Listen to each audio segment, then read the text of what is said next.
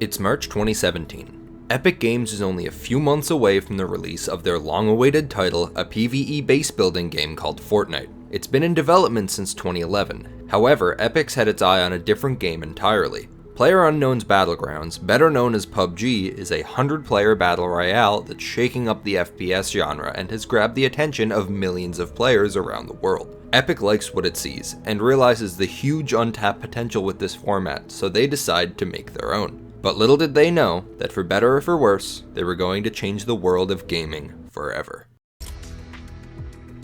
September 2017. After some mild success with the base game of Fortnite, now known as Save the World, Epic Games launches their new Battle Royale. They boldly even refer to the game they're directly ripping off in the promotional material. But here's the thing, despite being heavily based on PUBG, Fortnite has a few tricks up its sleeve. For one, their Battle Royale is free. Instead of charging to play the game, they have cosmetics that you can buy one of two ways. From an item shop that changes every day, cycling through different items to create scarcity, or from the Battle Pass, a paid progression system that lets you unlock cosmetics for completing in-game challenges. They also have a fresh new building mechanic that allows for gameplay that's easy to pick up, but very difficult to master. This combination of addictive gameplay, a fresh new building mechanic, and no barrier for entry leads to the game becoming a near overnight phenomenon. Soon enough, the game is a household name. It's got millions of concurrent players, making hundreds of millions of dollars a month, and all eyes are on Fortnite, including those of other game developers.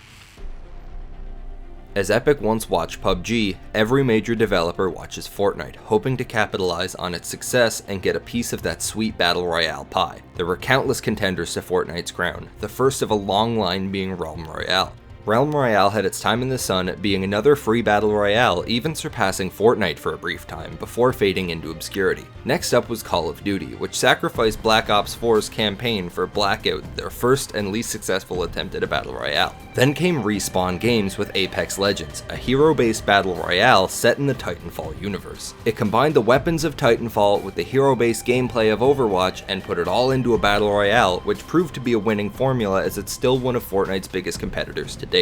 With the Battle Royale market starting to get a bit crowded now, Battlefield 5 and Fallout 76 both announced their take on Battle Royale to audible groans in what was becoming a very oversaturated market. These games all took direct influence from the success of Fortnite, not only in the genre of the game, but in the way they monetize the game too. Battle passes, a rotating item shop, a season-based structure, all directly taken from Fortnite. There began a trend of franchises sacrificing traditional gameplay to shoehorn in a battle royale, and that theme is no more evident in what many once deemed the Fortnite killer, Call of Duty's Warzone.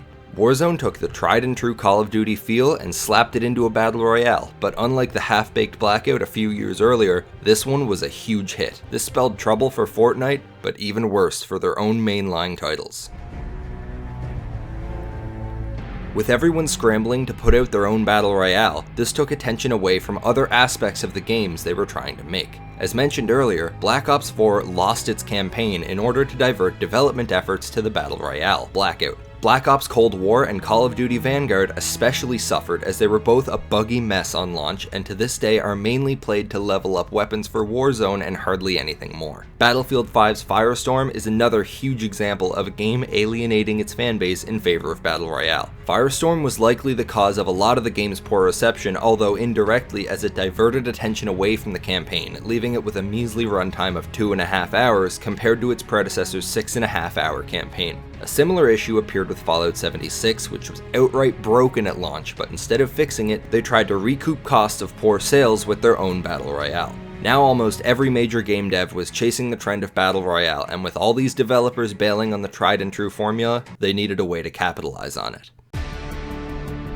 With the rise of Fortnite, so too came the rise of its two incredibly successful forms of monetization, the rotating item shop and the Battle Pass. Nowadays, you'd be hard-pressed to find a game that doesn't have a battle pass of some sort, although to be honest, I'll take it over randomized loot boxes. Good riddance to those. The battle pass, for all, I would argue is actually a pretty great form of monetization. It often contains a high amount of cosmetics, consumables, and rewards, as well as challenges for the player, and an entirely new form of progression that genuinely adds to the experience. The issue with this though is that people end up paying for the ability to earn cosmetics rather than just owning them from the purchase itself. See, most battle passes passes run for a limited amount of time, usually a few months at most. During this time, you can progress through the tiers of the pass in order to earn cosmetics. But come the end of that season, if you don't have the items unlocked, they're gone, like for good.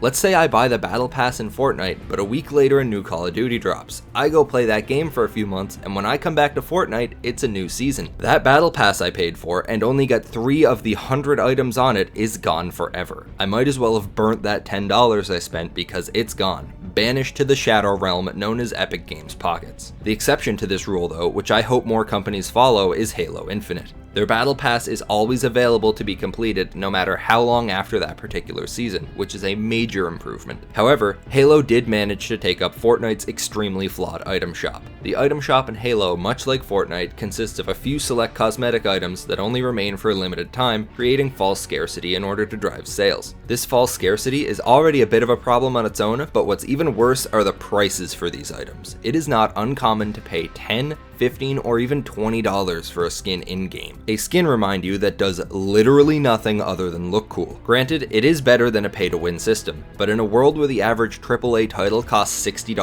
$20 for a single skin is quite frankly outrageous. Now let me be clear, I know these free games need to make money, but there comes a point when it's just too much. Case in point, Call of Duty. The everlasting symbol of corporate greed in gaming, COD not only has a battle pass and a crazy expensive rotating item shop where they sell bundles of cosmetics at nearly full price of the game, but there's just that. These games are not free to play. Modern Warfare, Cold War, and Vanguard, all full price titles that employ these practices to siphon every penny from their players. Microtransactions can be somewhat forgiven for free titles, but when you're paying to play the game and these franchises have the audacity to charge as much as they do for a cosmetic item, their greed truly shows through. With all of this in mind, it's clear to see that Fortnite had an indisputable effect on the gaming industry as a whole. The oversaturation of the Battle Royale genre, the pull of focus away from other genres of games, and the excessive monetization of games following Fortnite's success are a huge cause for concern. Will the franchises devastated by these changes ever fully recover? Will the industry ever move past the effects of Fortnite? That remains to be seen, but what we know for sure is that it only takes one game to change how we play forever. If you guys want more videos like this in the future, consider subscribing. With that said, I'm Island Idiot, and thanks for watching. Idiot, out.